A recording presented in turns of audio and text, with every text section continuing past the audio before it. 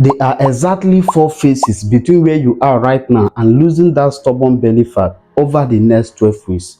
I use this science-based blueprint to melt off over 20% belly fat in less than 90 days. In this video, I'm going to show you the practical ways to lose belly fat. We are covering up the calorie setup that I use, the macros, the exact training split, meal example, sleeping how to track your progress, and what to do if you hit plateau. In case you don't know me, I'm Simon Vincent. I'm a fitness coach.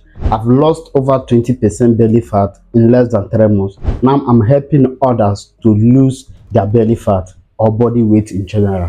Before we dive in, I want you to know this. Belly fat is really stubborn to lose because it has a higher density of alpha receptors, which makes it structurally harder to lose than other fat in your body. But in this video, I'm going to show you how to optimize your hormones and energy deficit to force your body to utilize it. The metabolic reset. Eating fewer calories than you burn forces your body to pull from stored fat to balance the equation. That is what caloric deficit means. This is how I calculate it for clients. Step 1. Know the amount of calories that you consume per day. In order to figure this out, you can use a free online calculator, total daily energy expenditure calculator, or multiply your body weight in pounds by 14 to 16, depending on how active you are. Example, if you weigh 180, multiply by 14 to 16, that will give you roughly 2,500 to 2,800 calories. This is your maintenance calorie. But because you want to lose belly fat, you have to subtract at least 300 to 500 calories from this. This will give you roughly 2,800 calories if you are not too active to 2,500 calories if you are highly active. This is your deficit. If you follow this method, you will lose around 0.5 to 1% body weight per week without tanking your hormones. Don't complicate things. It's as simple as this. Step 2. Macros. Any food without protein doesn't worth it.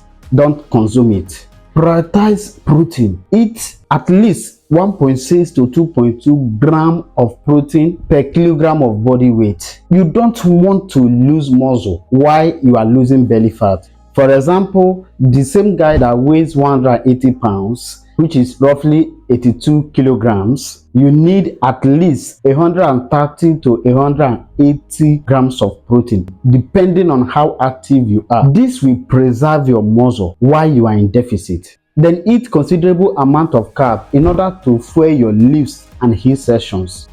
The training split. This tells your body to increase muscles while decreasing body fat.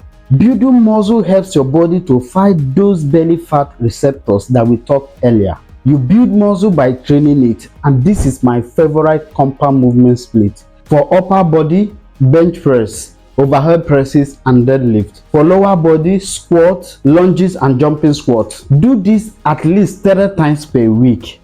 This will raise your metabolism and help your body to burn more fat. Focus on progressive overload by increasing the weight a little or increasing reps. 2 days of high intensity interval training, not long cardio, like 20 to 25 minutes of battle ropes or kettlebell swings. For direct abs, my best exercise for direct abs is plank, or you can as well do hanging leg raises. The third thing to do in your first 4 weeks is what I call the secret science variable. This is the concept of managing cortisol, the belly fat hormone. In order to lower your cortisol level, you have to set first a non-negotiable daily step goal of at least 8k to 10k daily. Second, sleep properly, at least 7 hours per day, because poor sleep can cut fat loss by half just by raising cortisol and ghrelin. Fat mobilization. Honestly, this is where most people quit when they hit plateau. There are 2 things you can do when you don't see progress anymore. The number 1 thing, which I call overcoming the metabolic adaptation. Step 1, you need to introduce a structured refuel day by adding more clean carbohydrate to your diet for 24 to 48 hours.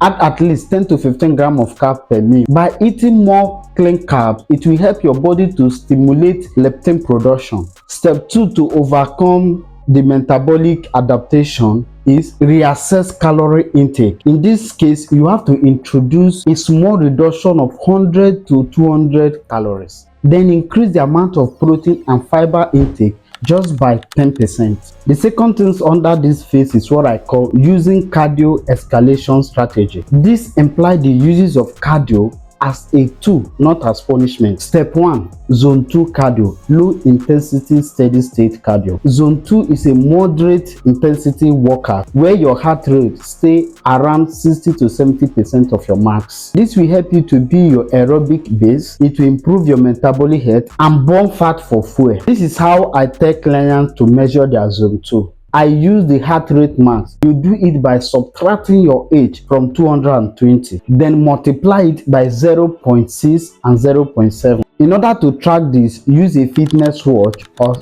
chest strap. These are my best zone 2 exercises. Brisk walking, walking on a flat surface or steady incline on treadmill. Rows, moving at ease, not at your maximum. Light jogging and cycling is the visual progress check. I don't want you to rely entirely on bathroom weight scales, but you can use progressive photo, waist measurement, and how clothes fit in, because bathroom weight scale doesn't drop every week. When you notice shape changes in your body, you should know that visceral fat always changes shape before it starts melting off. The hardening phase, the time to target those stubborn fat deposits. The first thing to do is to maximize blood flow to fat cells, because fat cells has very poor blood flow in them. In order to do this, you have to be on a strict diet. I don't mean crash dieting. I mean being petty with every little thing that you eat and increase your macros if there is any lacking. Step 2, safe fasting. This is where you need to introduce intermittent fasting, meaning skipping breakfast in order to eat lesser calories. Intensive training. This point is to force your body to adapt to a higher physical demand. And to do this, there are 2 ways. First, lifting heavy weight and pushing to failure. While you are lifting heavy, you also decrease your resting period. Step 2 is to include zone 2 exercise at the end of every workout. Note, result changes based on age, hormone, genetics, and how consistent you are. Watch this to understand better about this concept.